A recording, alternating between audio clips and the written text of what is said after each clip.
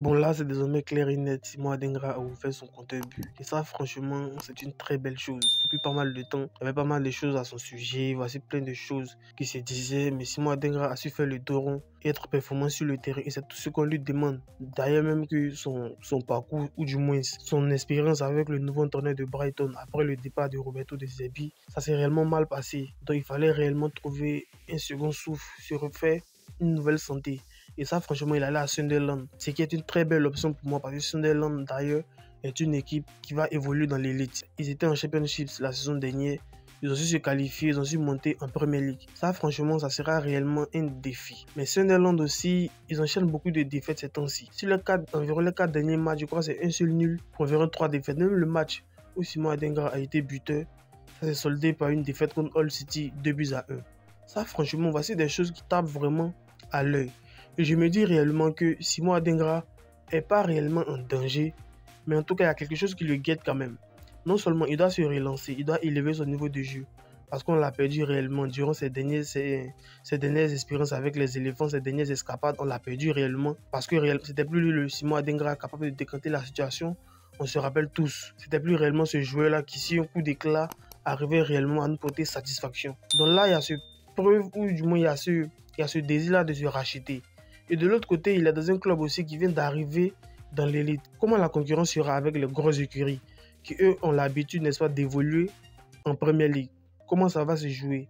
Mais réellement, si je suis satisfait d'une seule chose, c'est que Sunderland quand même a fait un recrutement assez très bon, assez positif quand même.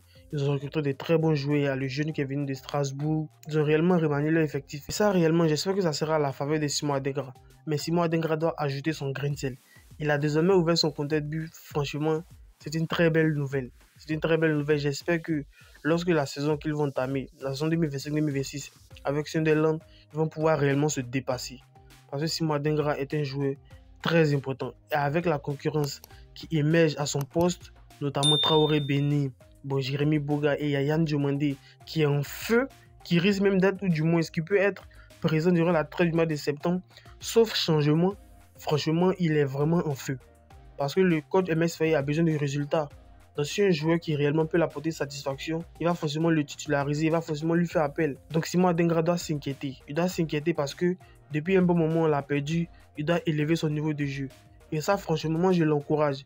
Il a ouvert son côté but, ça augure de bonnes choses. Après aussi, à Sunderland, comment la concurrence se fera avec les autres parce qu'il n'est pas le seul allié qui évolue notamment à ce poste-là.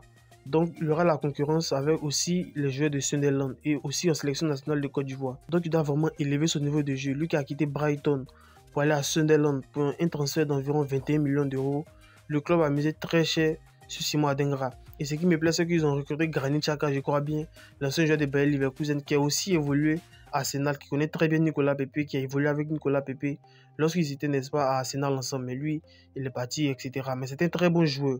Donc, ce renouvellement d'effectifs-là peut augurer de bonnes choses pour Sunderland parce qu'ils sont novices. C'est leur première fois, même si on ne sait pas réellement dans l'histoire, mais quand même ce groupe-là évolue dans l'élite. Franchement, c'est un très gros défi. Est-ce que réellement ils pourront s'en sortir? En tout cas, j'espère que oui. Parce que Simon Adingra est notre sujet national. On veut tous le voir briller. Il a ouvert son côté but contre Hull City. J'espère qu'il va continuer sur cette belle lancée-là. Et j'espère qu'il va se montrer comme étant un titulaire indiscutable en équipe nationale de Côte d'Ivoire avec les performances qui vont avec. Et même aussi dans son club à Sunderland. Sébastien Haller est retourné, n'est-ce pas, au Borussia Dortmund, ce qui est tout à fait normal parce qu'il était en prêt. À Leganés, bon, ils ont rompu ce prêt-là, ils l'ont prêté à Utrecht ou réellement là-bas. Il s'est refait quand même une petite santé parce que c'était un environnement qu'il maîtrisait réellement. Il était au parfum de tout, il connaissait bien cet environnement de Pays-Bas là, donc il connaissait réellement ce championnat-là. Mais là, il est retourné, n'est-ce pas, au Borussia Dortmund. Et ça, franchement, d'ailleurs, le match amical qu'ils ont étrié l'équipe 8-1, il a fait une passe décisive. C'est 45 minutes. Mais bon, je me dis que quoi, Sébastien Haller, en fait, doit pouvoir, n'est-ce pas, élever son niveau de jeu lui également. Parce que, d'ailleurs, il a été écarté, n'est-ce pas, par Borussia Dortmund pour faire venir Guirassy. Donc, lorsque Guirassy est arrivé, franchement, il a convaincu qu'on se le dise réellement. Il était très impliqué, n'est-ce pas, dans le jeu de son équipe. Il était vraiment buteur, que ce soit en Bundesliga et que ce soit en Ligue des Champions aussi. Il a inscrit un triplé. Je pense réellement qu'il fait sur les deux tableaux, que ce soit en Bundesliga et même aussi, n'est-ce pas, en Ligue des Champions, il fait partie des meilleurs buteurs. Lui et Rafinha, je ne me rappelle plus trop. Mais en tout cas, il faisait partie des meilleurs buteurs. Si ce n'était pas le fait que le Borussia Dortmund soit sorti, je pense réellement que Guirassy aurait franchement fait une très grande campagne. Parce que l'adversaire est de taille. Nous sommes tous ivoiriens, on supporte tous Sébastien Haller. Mais là, franchement, c'est Guirassy.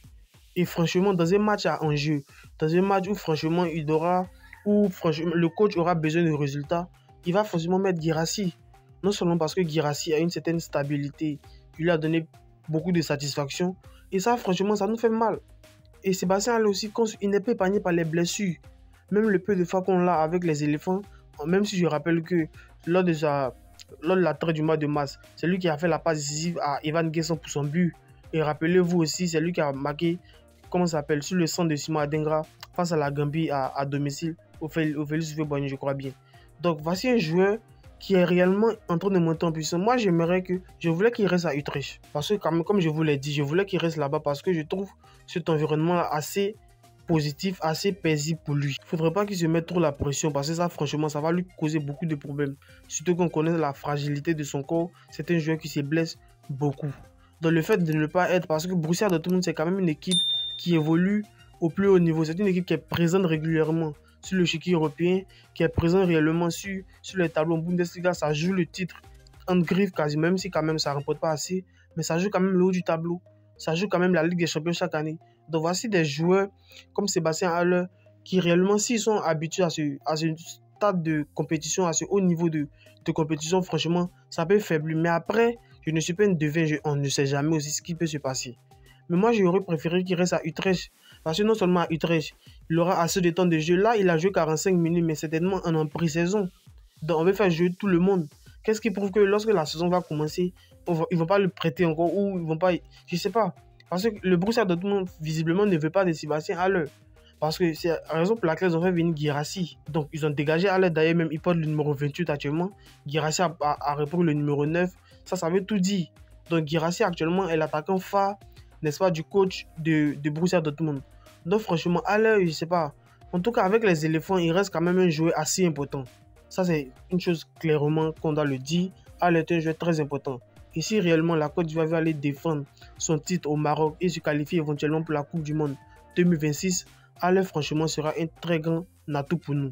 Et j'espère réellement qu'au Borussia Dortmund où il est en ce moment, il a repris l'entraînement, l'entente. Est-ce que ça va bien se passer? Nous, on espère que oui. Mais certaines circonstances pourraient advenir. On ne sait pas ce qui va se passer. Mais on espère que tout soit beau. Mais Sébastien Haller a fait une passe décisive lors de son dernier match, le 8-1 qu'ils ont gagné. Voici des statistiques, voici des performances qui peuvent le mettre en confiance. Et j'espère qu'il va surfer sur cette confiance-là pour pouvoir exploser ou du moins pour pouvoir briller avec Borussia Dortmund. Mais en même temps, il ne faut pas négliger la concurrence avec Guirassy. Amad Diallo aussi a été buté lors de la victoire 4-1 de Manchester United. Franchement, titulaire indiscutable comme d'habitude. Franchement, il est vraiment en train de monter en puissance. Amad Diallo réellement s'impose comme un joueur plus que majeur dans l'effectif de Ruben Amorim.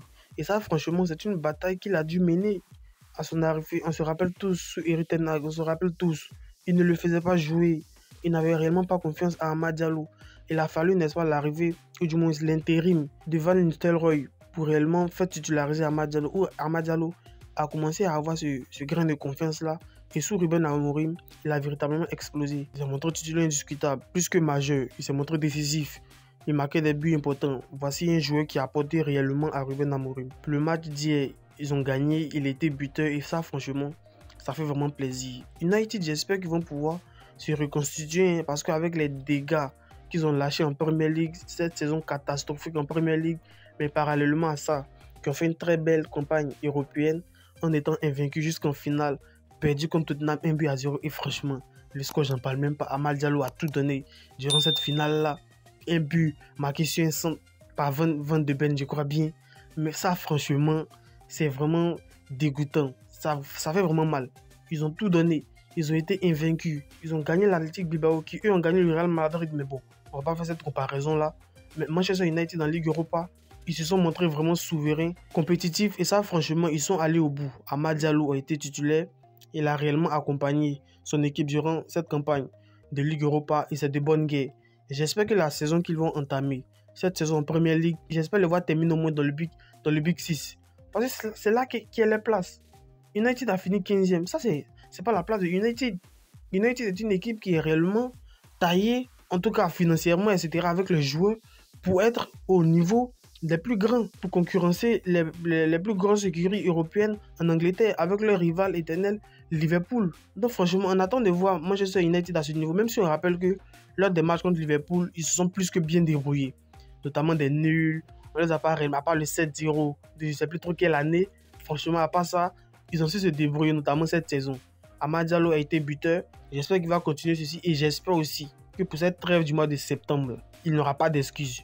Il va venir défendre. Mais depuis qu'il a changé la coupe de cheveux, franchement, il nous fait des étincelles. J'espère qu'il va garder cette même coupe de cheveux là jusqu'à la fin. Parce que franchement, elle lui réussit bien. Ruben Amorim lui fait confiance. Et ça, franchement, j'espère que la saison qui arrive, avec un bon recrutement qu'ils ont fait, ils ont envoyé pas mal de joueurs.